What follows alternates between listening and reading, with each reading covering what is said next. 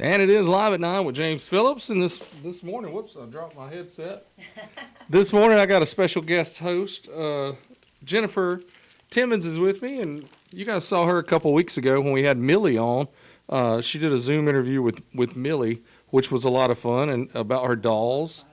And Jennifer did such a good job, and she came up to me and said, "Hey, it's Native American Heritage Month, and I know somebody. I'm friends with somebody who's an Indian chief. So Yeah. how about that?" I am, and got to talk to her and did kind of the same concept that I did with Miss Millie a few weeks ago, and it was a lot of fun. It's just been great. Thank you, James, for the opportunity and this platform to get to know people and bring these stories to everyone, to all of our listeners, because it's really cool. Yeah, There's I mean, a lot I of try people to be out there with a lot of stories to tell. I try to be as diverse as possible with the guest, and Thank you. and to be able to bring on a Native American chief, that's Yes, pretty impressive. Yes, she is. We're going to talk with Michelle Gilmore, Chief Michelle Gilmore, this morning. She is the chief of the Muskogee, Southeastern Muskogee Nation. right? Yes.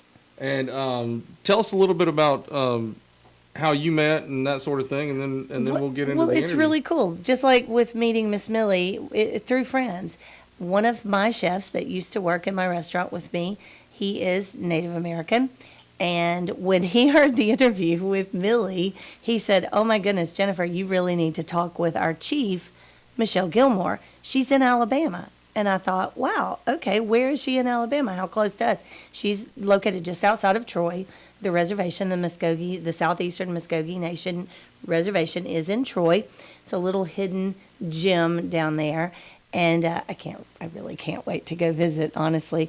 And we'll talk about that a little bit later. But so anyway, so food, I suppose, is how we got connected because of my chef introducing me. And when I started Googling and looking her up before we talked and before we really met, I was like, wow, she just does it all. Yeah. She's not only a Native American chief. She's also a really accomplished career woman. She's a wife. She's a mom. She's a fitness instructor. She's just a little ball of energy, and I'm so happy to now call her a friend and to share her story because she's also a storyteller. Oh yeah. She's definitely a storyteller, and we get into that a little bit in the interview. And I do want to tell everybody, and hopefully we talked about this, we can do some links because she's got a book. I can't wait to get my hands on it because my friend Stanley Gurley, the chef who introduced us, told me about it. He has the book and says it's really wonderful. It's a great read, and it's called Their Life, Their Path, My Ancestors, and it is available on Amazon. Like I said, I'm ordering it. I'm in the process of waiting for it to arrive now. So can't wait to read that. And what we'll do, we'll add the links to Great. the comments. Once we're finished with the show, we'll go in the comments and add the links so everybody can find the book and other information awesome, too. awesome. And one other thing that I found out, and actually Chief Gilmore, she didn't even tell me about this, but she was appointed by Governor Kay Ivey as Commissioner on Alabama Indian Affairs, and she was also appointed to serve on the advisory board for the Governor's Office of Minority Affairs. So she's really just a go-getter. It sounds to me like she's involved in a little bit of everything. A little bit of everything, Yeah. and bringing the heritage, Right. and bringing the story to everyone. And we get into that a little bit in the interview because I was a former educator, and so the idea of bringing these stories to our schools and to our kids and letting them know a little bit of history alive. Oh, definitely. And keeping that culture going and not forgotten. It's just wonderful. Yeah, I So think yeah, so. so it's really neat. I think I've talked enough. Do you want to get Yeah. into the Do you want to interview? go into the interview? I think we should. All right, we'll go into the interview All right, with everybody enjoy. Chief Michelle Gilmore of the Southeastern Muskogee Nation. Here it goes. Thanks, everybody, for tuning in. WJLX Live at 9. We are here today with Chief Michelle Gilmore of the Southeastern Muskogee Nation. Chief Gilmore, thank you so much for joining us today. Glad to be here. Thank you. Thank you. Okay, so what I wanted to do is talk a little bit about you and your life and your story. And I know that when we talked before this, it's really interesting how you got involved in this. So I'm going to just turn it over to you and let you just tell us a little bit about your life. Okay. Okay. So first of all, let me explain about Southeastern Muskogee Nation is one of the state recognized tribes in Alabama. And the state recognized tribes are the descendants of the natives who stayed behind. Some of our ancestors may have traveled the Trail of Tears and gone to the reservation during the removal, and some did not. So we're sort of descendants of both of those. I had some ancestors who did travel and make it to the reservations, but their children remained behind, and they hid into the population and integrated into with the Europeans. So growing up, I knew who my ancestors were, but my grandparents and great grandparents and parents, they were always told not to talk about it because they were always hiding and were afraid they would be caught and sent to a reservation. So our heritage and culture was almost lost because they did not talk about it.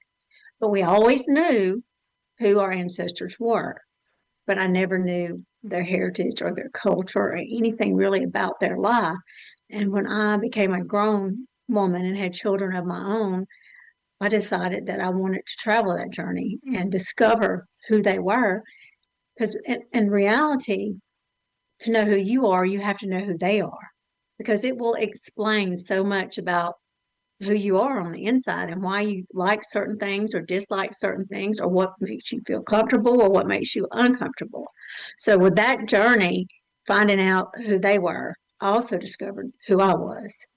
And it's a journey that's worth the effort. I mean, I could stay up all night long and research and discover. And I would wake my husband up in the middle of the night and say, "Oh, guess what I just found out?" So he knows just as much about my ancestry, as I do. Right. But it's interesting to sort of walk the path that they walked. So I was probably almost 40, I guess, when I started this journey. And I knew that I was a descendant of a very famous chief. He was a Red Stick, a Creek, we're really called Muskogees. I don't know if you're aware of where Creek came from.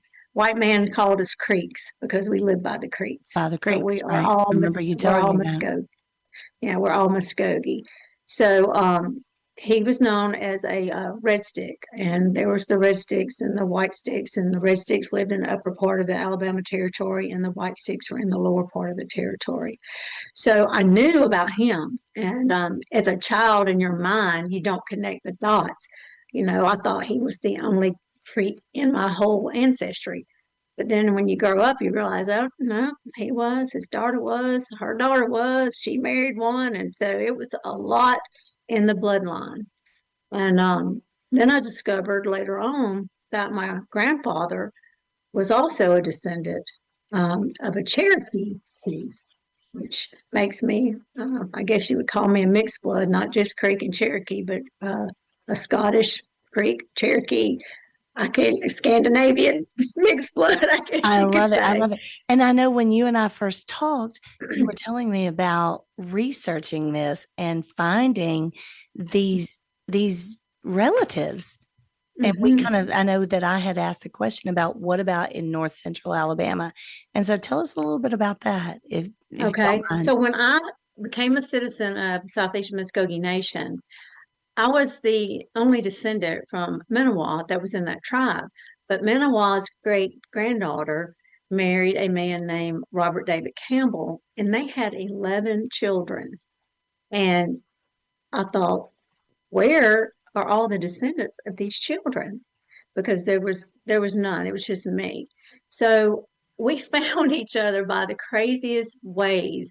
Um, there's a site called Find a Grave, and if you get on ancestry.com, sometimes the hints will send you to find a grave, and you can find where they're buried, and they'll give you some answers and about who their family were, who they were married to, who their children were, who their siblings were. But also at the bottom of that page, you can leave a comment like leaving a flower by their graveside, and you could comment. And I did that and said, "This is my third great grandmother." Well, I get an email from Find a Grave, which I didn't even know they had email. And this guy is saying, well, this is my great grandmother too. And Oh, so we started talking back and forth. Well, he was a descendant of one of those 11 children. And he said, we're all in Robertsdale, Alabama. I thought, how in the world did y'all get down there? down And south, his right? story, Yeah. yeah, his story was a little different. He had some grandfathers who were in the Civil War, and they traveled through there during that, and they Okay. loved it, and they all wanted to come back there. So that's kind of how they ended up there. But there was a whole bunch of Campbells in that area, and so when we found each other and just talking, I didn't tell him I was a chief of a tribe. I just told them about the tribe and that they should come and learn about their culture and heritage. Well, he had started a little Facebook social page called the Campbell's Gang, and he invited me into that page. So I joined the page. And then he went on our website and he sent me a message. He said, well, they told me to go and find our cousins. And he said, and I came back with the chief. I love that story. I love that. I was so hoping you would tell that because that just, I love the connections that you not only you have made, but you've helped other people to make Yes, and learn about their yes, heritage and their ancestry and keeping yeah. that alive is just amazing. I think we have connected with 9 of the 11 children. Oh, wow. So we're still searching. I can't imagine how many descendants there are out of 11 children. Sure. There's got to be a lot. We are probably close to 100 Campbells now who have found their way home, and Okay. that's what we call it when they find their way to the tribe. They have found their way Right. home, or as our maker of medicine may say, they're feeling the call of the fire. I And love we have that. just we've never known each other, but now it feels like we've always known each other. It's a unbelievable connection that you find when you find your blood relatives. That is great. So I'm going to come back to the storytelling in just a minute, but Okay. talking about home, let's talk about the reservation. The Okay. reservation is located in Troy, Alabama, correct? Yes. Okay. Tell Mhm. me a little bit about that. So it's really in a suburban part of Troy called Jack, actually. We've got a little over 25 acres. And when I first joined the tribe, um, the previous chief before I became chief, they were older and they were somewhat in the same mindset as my grandparents were. Hmm. They didn't want to go out and meet the community or talk about who they were. They just wanted to gather quietly and, you know, talk about our culture, our heritage, and learn about that. But when I walked out on the grounds and saw the ceremonial grounds, it's just absolutely beautiful. It's like a peace just comes over you when you walk out there. And I thought, oh my gosh, why are we keeping this place hidden? It's just beautiful, and there's so much that can be done with it. So when I became chief, I asked our council, we meet, and I said, do y'all want to just continue treading water here, or do you want this community to know who we are and to know that we're still here? So And that, so they oh, sorry, I go didn't ahead. interrupt, but that's kind of how you, not necessarily just you, but the council, y'all started like what is for the future, right? Right, Reaching right, out to right. others involved. Yes. So we talked about it and we said, okay, let's see what we can do with it. So from that day, I've been working really hard to get us recognized and to talk to the community. Our goal was to make our reservation like a true living village, just Mhm. like where our ancestors lived. I don't know if you're familiar with how a village was set up, but they would have a ceremonial grounds in the center, and that's where they went to church, and that's where they performed, did all their ceremonies. And their little cabins were around the ceremonial grounds, and that was basically the meeting place, and with the Right. arbors and the circle and the fire in the middle. And so we've been working to make that a reality. So we have allowed citizens to build their own cabin. And so we have cabins out there that we go every Friday afternoon when the clock time's time to go home, I feel it calling my name. I want to just pack everything up and go down Ready to there and go, stay the hit the whole road. weekend because it's just beautiful and it's peaceful and you can just leave the real world behind. I think we have 6 or 7 cabins out there now. We have built an outdoor kitchen. We have, bathrooms and showers. We have a barn. We have medicine school, and there's an arbor set up for the medicine school classes that we have before 2 of our ceremonies every year. Um, we have other goals. A culture center is being built now as we got a grant. It's still got a ways to go because you kind of do it in stages according to how much money you get. So Right. we're working on that. A future goal is we have a beautiful pond off a nature trail that we have like a mile walk nature trail that needs some work. It's got some dams built up in it, but we want to get the water flowing so we can use it. This past festival, we had our very first Kids Day. And we reached out to all the local schools, and we had over 350 kids visit the grounds on that Friday. Wow. And it was it was sort of I was a little bit scared when I saw them all coming in at first, but they loved it. We know what we can do better, and we just hope it keeps growing from there. Then we have our big festival on that Saturday afterwards where the community comes in. The funny thing about when we started planning our first festival, we went out into Troy in the community and we knocked on doors and we introduced ourselves. Hmm. Nobody knew that there was a tribe in Troy, Alabama. Wow. They were like, "There's an Indian tribe in Troy." Right here. We've been here since the '80s. We've been the best kept secret in Troy, Alabama. That is, So I can promise you, they all know who we are now. but now you're becoming not the best kept secret. Okay. Now you're becoming the Yeah. gym. So I guess I want to ask, as a former school teacher, because this is really near and dear to my heart, do you reach out to other school systems, like let's say here in Walker County or Winston County, where our listeners Yeah. are? And I planning a field trip would be nothing to Troy, Alabama, Yes. right? Yes, we do.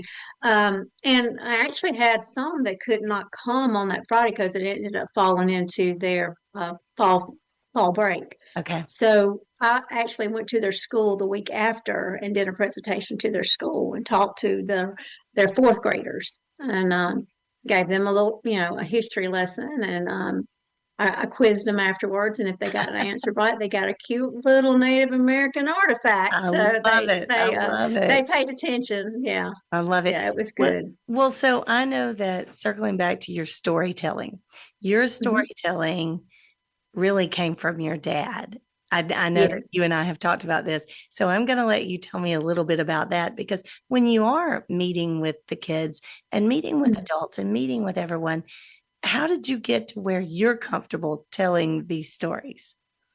Well, to be honest with you, I'm never real comfortable. Oh, I I've think gotten you a do a lot better wonderful because job.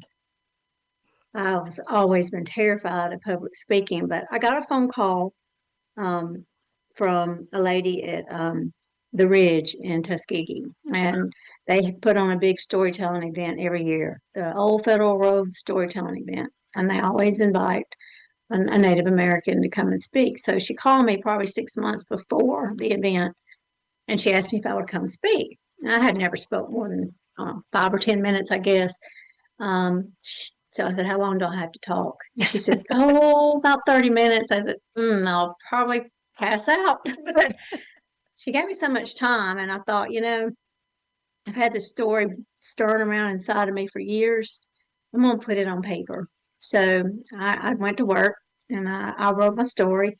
All right, I rewrote my story and I rewrote my story again, but I finally got it, to where I was ready to do it. So my husband gave me some advice. He said, when you're up there talking, he said, don't look anybody in the eye, look over their head and just keep talking. He said, you don't want to know how anybody's feeling because that will mess you up. So I did that and I cried my way through it. And I cry every time I tell the story. And when I was done, I got a standing ovation, which I couldn't believe. And a lot of the citizens of the tribe were there, and one of the guys came up, he said, "You made grown men cry." But this is a story that people don't normally hear. Right, They right. they don't know what happened. Well, There's a, I just love go that ahead. you're keeping it alive. Sorry, didn't mean to interrupt, but I love that you're keeping it alive, and you're also keeping alive what your father, My daddy right? was an awesome storyteller. Okay, I love this. He told different types of stories, but he was always really good at speaking and drawing people in when he did speak. As a child, we lived out in the country, and he had a barbecue pit out and really almost out in the wood area. It wasn't even close to the house, and we'd sit out there with him when he would grill, and he would tell us ghost stories. Oh my gosh, I would be frozen in my chair. I would be so afraid to even go back in the house, and he would promise that they were true ghost stories because he experienced them. So those stories will always stay with me forever. But he was also had another love, and it was football. Sports. He Okay, especially loves football, right? sports. Yeah, he loved sports. He loved to tell the stories. He run up and down the sidelines for Prattville High School for over 50 years Wow, and wrote the stories. And he got so many athletes scholarships because he wrote about them. They published them in the paper, that is awesome. and that was his love. And that was his love. So I guess you know, the storytelling part, I guess, came from him. I never thought it would happen, but my husband told me that when I first told my story, he could tell that I was nervous. He said, but 5 minutes into it, he said, it's like a switch just flipped and you channeled your dad. It clicked. I'm Definitely. sorry. Definitely. No, no, no, you're fine. You're fine. I love it because so not only are you able to now go out and talk to people about this, but you've written a book too, correct? Yes. Yes. Okay. So I am so excited to get my hands on this book because the way that you and I connected is through one of my former chefs, Yes. Stanley, who Yes. is in South Georgia. And so he had told me, I have the book, Jen, you have to read the book. So tell me a little bit about that. Okay. Well, this is the story that I tell. So I put it back in book form the best that I could. I know that I had someone tell me it's much better to hear you speak it than just read it. But it's a short book, but it goes over the history of the Native Americans and what led to the removal. But it's also a story of my journey of finding who my ancestors were. Right. And it has a different twist because of who they are. You start out with burnt corn. I consider that the first event. And then from that, you went to the massacre of Fort Mims, which led to the government involvement and Andrew Jackson at the Battle of Horseshoe Bend. Right. So he comes in and he has his European soldiers. He has some friendly Cherokees and he has some friendly Creeks involved. So Manawa was my sixth great grandfather, and he was the Red Stick who fought against Andrew Jackson. Well, Andrew Jackson had a Cherokee named Chief White Path, and a Thomas Ridge, who was White Path's son, fought with him against Manawa. And they are all three my great grandfathers. Manawa is my sixth, White Path my fifth, Thomas Ridge my fourth. So generations later, they're my grandparents. My grandmother was the Creek side, and my grandfather was the Cherokee side. So it's just an odd twist, kind of like the Hatfields and McCoys, I guess. They fought way back then, and then generations later, they're married, and I'm the descendant of that marriage. Right. And it has a lot of other events that happen across the country, with the Sitting Bull and the Crazy Horse, and what 1978 was. Well, law was passed that we could actually practice our religion. That 1978 was just yesterday to me. I thought that is crazy that it took that many years for them to say that we could practice our religion. Wow. And, we were not even allowed to vote. The African Americans got the right to vote before the Indians did. Right. And, it's just, to me, crazy. We were the first people here. Well, and a lot of people don't know this. A lot of people Right. haven't heard this story. So I love that it's out there and that you're reaching out to tell these generations to come so they can pass it on, which is amazing. And I know that going back to your dad, you and I kind of shared this about, our dads influencing us. And one of the quotes that your dad gave you was from Jonathan Livingston Seagull, correct? This was a book, and I actually saw the movie too, and it just always stayed with me. And I don't know why, it was something about that story. Right. But it says it's good to be a seeker, but sooner or later you have to be a finder. And then it is well to give what you have found and gift it to the world for whoever will accept it. So then I say, this is my gift. I love it. And you're giving it to people. You're going to get me emotional over here. Sorry. I'm sorry. Love it. No, I enjoy this because my dad had given me that book as a small child too. So as soon as you said that, I knew this was something we've got to get this out. And I love that you're passing these stories on. I love it. Right. So another thing that I just want to circle back just a little bit. You've mentioned a few things about food and about your Yes. dad cooking out and how Yes. I got connected with you was through Right. food. So tell me a little bit about what food means to you. I know you mentioned one of your mom's recipes that you still use. Oh yeah, my mother makes the best sweet potato casserole ever. I mean, to me, it's a dessert. It's and of course, sweet potatoes was a big deal to the Native Americans. Absolutely. Our tribe used to do the frontier days at the Fort Toulouse. We would do turkey legs, Okay. roasted corn, and sweet potatoes. And that was a big fundraiser for us every year. They changed some things and they started feeding the vendors and the kids started bringing lunches. So it ended up not being very profitable anymore. But we are talking about bringing that back next year to our That's what I festival. was going to ask you about. Is that something that you're thinking about bringing back? Because, Yes. we all connect through food. That's a Yes. great way to connect. Yes. So circling back to that storytelling, and getting people to understand everything. I know that's how you and I basically that's how we connected. Yeah, and we In a talked roundabout about way through food. the three sisters, the Native American way of planting, with the corn and the beans and the squash, and we named it the Three Sisters because how smart were they, to plant the corn and the beans so they can climb the corn stalk, and then the squash was planted around it to keep the ground moist so it would be more hardy. Mhm. Very, very smart. The roasted corn is awesome, and then we also have something that our maker medicine makes it a lot, and it's really good. I guess you could say it's sort of a mix between grits and hominy, maybe, but Okay. we call it sofki, Okay. and it's made. It's basically the crushed corn, and tastes wonderful to me.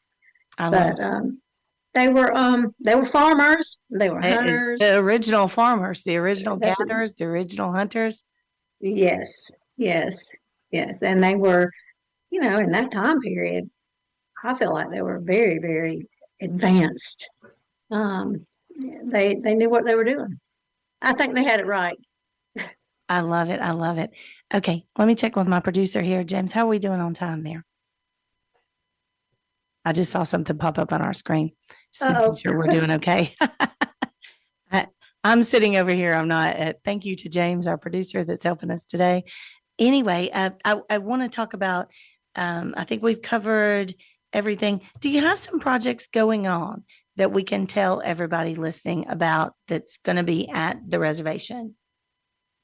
Well, we got lots of projects going on. Of course, you got to wait on that grant money to come in to Okay. do it, but we Okay. are going to be renovating our tribal office. Okay. For a long time, it needed a lot of work. We just got a new roof, so we're going to be adding a deck from end to end and remodeling the inside of it. But the culture center is one of the biggest projects we got going on, and we're looking forward to getting that Right. Right. finished. So And we're also going to try to get a bunkhouse built on the grounds that's what I was going to ask. Yeah. for visitors. We're finding out that we got a lot of people wanting to come now, and we don't have enough places for them to stay. Of course, they're always welcome to throw up a tent and Sure. stay on the grounds. Okay. But we're going to try to get a 4-bedroom bunkhouse. And this will probably be a project that the men of the tribe, our carpenters, will hmm have to form a committee and start putting it together. So Now, that will be. Oh, go ahead. Go ahead. No, I was going No, to that's say, are okay. there any fundraising projects going on to help with this in any way while you're Um, waiting for grants and things Well, like since that to we come had through? the festival, we Okay. were profitable with the festival, so we will have some extra money to spend. Oh, great. And any kind of donation or charity that anybody wants to help us out with. We're a nonprofit. It's Okay. tax deductible. On our website, we've got a link that says donations. Okay. You make a donation, you get a receipt, for taxes and write off. So anything like that helps us. We can go. We're going to do the America 250 event. The Otago County Historical Society is having a big event there. They've invited us to come and invited to pay us to come, which is unusual, but we appreciate that. That will help. But Okay. any kind of event that anyone wants to invite us to, we're game to go and share our stories and tell Well, about who we are. good. Well, that was another thing I was going to ask about because, you and I had talked about food. We talked about a little bit of art. I Yeah. know that here in Walker County, and I'm sure there probably are some cousins somewhere here, and I hope they're listening and that I helps hope you all so. to find each other, by bringing this to everybody. And but to the art, is that something that you also bring out and talk about?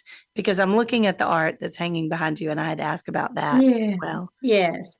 Okay. Yes, we display a lot of our artwork. We have some wonderful beaders. This necklace I'm wearing, a shell carver named Chris Thompson made this for me, and he does some beautiful, amazing work. And lots of his pieces are in a museum somewhere. Okay. He's very Okay. talented. This is something that's um, not many people can do this. So he's Right. very talented. And we got a girl who does several girls who do beautiful beadwork. I've got a I beautiful love hat that was beaded, and um, we have a lot of talented people in our it. tribe. We I'm have sure. artists. Of I'm course, we sure. got Stanley. He's not, he's also an Hey, artist Stanley is and an a artist. chef. He's a chef and Yeah, an artist. Definitely. He's an yes, artist he in so is. many ways. Well, I would Yes, love to see some of like the Walker County Arts Alliance or maybe the area foundation here, Walker Area Foundation, to get some of these exhibits in because we do have some great places in this area. And being so yeah, close to you guys, I think it would just bring so much awareness to yes. what's going on. And we have this reservation right here in Alabama, so close to us Mhm. because Troy is Yes, really a short drive from Jasper. yeah. It is. It It is. is. I can't wait to come visit, honestly. Yeah. And I told you December we have our Harvest I Fest. am You're more than planning on welcome it. to come. That was one of the things I was going to ask about. You're having the harvest ceremony, correct? Yes. Yes, in December. Now, is that Yes. open to the public? Yes, it is. Okay, great. Yes. We just would like, if you're coming, we want to know you're coming so we can make accommodations for you to be Okay, there. okay. Um, yeah, this is like I told you the difference between the ceremonies and the powwow. Ceremony is church, and powwow is a rock concert. Okay. So And a that's lot of people don't know that. I didn't know that, Michelle. yeah. Chief Michelle. Yeah, that's the difference. That is the difference. So, like for our ceremonial, we don't allow them to take pictures or anything like that. Okay. So that's one this like I said, it's church. I love it. That's when I we love it. that's when we honor our ancestors and our creator, and it's it's a pretty, sometimes it can be an emotional event, but it's one that everybody should see Well, because there's a lot of misconceptions that's what I about the was Native just going to American. say. And you teaching this somewhere that you would love to see the future of the Southeastern Muskogee Nation to go. What would be your closing remarks about that? Um, I don't know how far I can take it, and I can't really say what the end is because I don't I feel know. like just continuing to learn and Just to continue to share. moving on, and to learn it as much as we can. I just finished today. I've been taking a Muskogee language class. So Oh, it's been wow. Okay. 7 weeks. And, oh my gosh, I've learned so very much about their language. I don't think I would ever be able to fluently speak it, but just to understand how it works and, what letters they don't have and what words they don't have that's in the English language. Like I like to learn some words and then go throw them out there to my husband so he don't know what I'm saying. I love it. I love it. So when people want to Google the Muskogee Southeastern Nation, Mhm. it is spelled how, Chief? Okay, Southeastern, but Muskogee is spelled MV, like in Victor, Skoke, Okay. Nation. Right. I Yes. wanted to get that out there. And Chief, thank you so much for talking with us. I look forward to doing this again. I think there's a whole lot more that Yeah. we can keep talking about and Oh, yeah, I got all continuing kinds of to. things I can talk about. Oh, I know. I love it. I love it. And you and I will get together and we'll include some websites and we'll Okay. include some links in Mhm. the program that people can go and check out and learn more. And if teachers want to book field trips or for you to come and talk or for some of your council members, I mean, I think that's Yeah. a wonderful thing. Yes, it is. Yeah, it is. We would love to have them. Maybe we can get together and get some names and some emails and go Definitely. ahead and send them we had a really cool video we did for the schools to watch and see what all was going on. I mean, we do airhead dig. They get I to play love it. stick ball. They get to go and visit all our different artisans and vendors and learn the things that they're making. So they get to stomp dance. They get to do a candy dance. And they get to learn, the history. I give them the It's wonderful. rundown. These are the three things that led to the removal. And you kind of have to put it on their level because you really Right. can't tell the whole truth. But really, 'Cause- what you're doing is keeping history alive. yes, Definitely. yes, For generations yes, and to come. yes. They. I truly believe my ancestors want me to keep telling their stories, Oh, I believe that and too. I mean I don't want them erased from history. No. They've got to live on, and they're going to live on in my memories, and hopefully my children will pick up where I left off, and my grandchildren will do the same. I have a 9-year-old grandson, and he's all in. Well, I love He it. And loves it. I think that your dad would be proud and he'd probably be really proud that you're doing this for WJLX 1015 in Jasper because we are all about sports. Yes.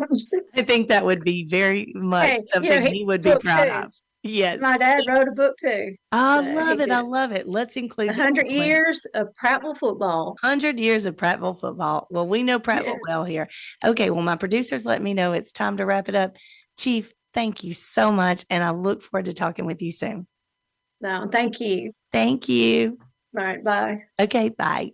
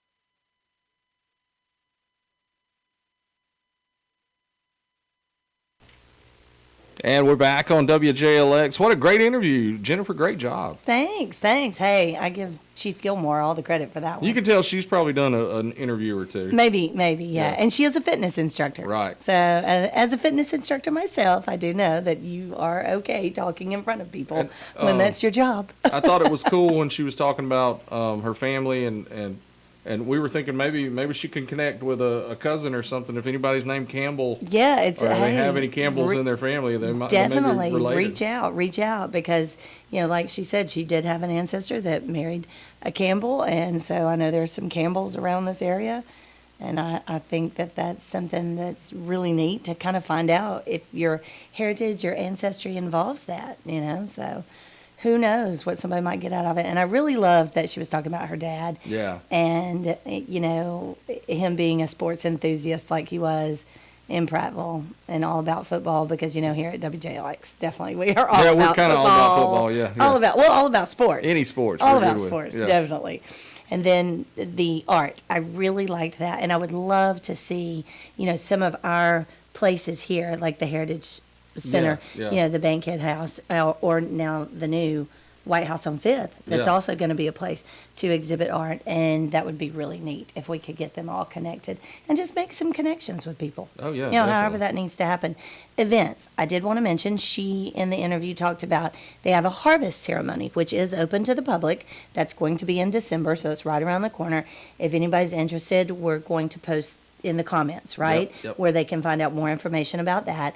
The Living Village, one of my former careers too, was as a school teacher for a little while. So all my school teachers or parents out there, who are just interested in finding out more about Native American culture, that might be something that they could book and get in touch with. And again, we'll put that in the comments as well. And then food. I would love to put the sweet potato pone. And if you don't know what a pone is, it's kind of a little deliciousness between a sweet potato pie and a baked sweet potato pudding, I would say. But Stanley Gurley, who was one of my chefs at my restaurant in South Georgia, he would make this, and it was amazing. And it's just real simple, but it's using sweet potatoes, which Yeah. was a big Native American crop. And, flour, butter, eggs, warm spices like cinnamon. I'm not really sure because I'm not so much a cook myself, but I did have a great chef who worked with me named Stanley Gurley. So let's include his sweet potato pone recipe. We'll put that in the comments as well. Okay. And then as things come up with the Muskogee Nation, you can remind us when it gets closer to December, and we'll remind people Awesome. on social media as Yeah, well. great. But I thought it was a great interview. You did a great job with Well, it. thanks. I like when you're the interviews that you've done so far that we've shown on the show. You're so passionate about the subject and really take a lot of care in getting across, their essence and what they're all about. And I think you did a great job. on Well, that one. thanks. And I do love history, and I do love preserving these stories because that's what it's all about for me. Yeah. Is just this heritage and this everything, just preserving it and passing it on for generations to come. Oh, yeah. We've got it going on here. Thanks, Yep. James, and I appreciate you for letting me have the opportunity to do this. I guess that's really anything else you want to add? I can't think of anything. I just want to say thank you, everyone, for tuning in and for watching. And you'll be back Monday with. Yep, I'll be back Monday. I've got lined up for Monday is Jake Wilson. He's opening Jake's on 4th Oh, downtown. great! And so he's going to come in. Awesome! So he's going to come in and talk about opening Jake's on 4th. So that'll be a lot of We fun. have been waiting for Jake's on 4th. I'm Yeah. excited. I'm so proud for them. So Jake will be here with Brian Baker, aka Barry Bangers, to talk that day. Okay, nice. I love it. And then, hey, and by the way, there's some cool art hanging in Jake's on 4th. Oh, cool. Okay. What is it? Well, a couple of pieces by, I don't know, me, that used to hang in my restaurant. Yeah. And I had them in storage and thought, I don't know what I want to do with these. So I just wanted to pass it on to Oh, him. that's cool. So, Yeah, that is cool. But super excited for them. Want everybody to be sure to tune in later today. It'll be Jasper Viking football. They travel to Gadsden today to play Gadsden City, first round of the playoffs. If you're not making the trip out there, definitely tune in. And we'll also have it live on Facebook and on YouTube. The only caveat is that we will not have video due to some Alabama High School Athletic Association hoops to jump through. So we won't have Okay. video, but we will have plenty of audio. And who knows? The broadcaster may go live at some point to show you if it's really close or something like that. So Cool. but Hey, we got you covered, right? that's right. Got you covered. That's right. And so that's really it. That's it for this week on Live at 9. Thanks for tuning in. We've had a lot of great guests this week. Thank them for coming in. And then next week we're booked up. Like I said, we'll start with Jake. And then I'm planning something special. I don't have it booked yet for Veterans Day as well on Tuesdays. So Awesome. hopefully that all pans out. Until next Monday, be kind and love, and we'll see you next time on Live at 9 with James Phillips on WJLX.